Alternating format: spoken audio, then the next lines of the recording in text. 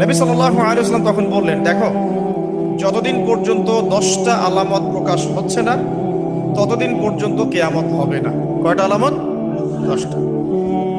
নবী সাল্লাল্লাহু আলাইহি ওয়াসাল্লাম প্রথমে বললেন, এক নাম্বার হচ্ছে মাসিহুদ দাজ্জাল। কি নাম? মাসিহুদ দাজ্জাল। 2 নাম্বার হচ্ছে ইয়াজুজ এবং মাজুজ।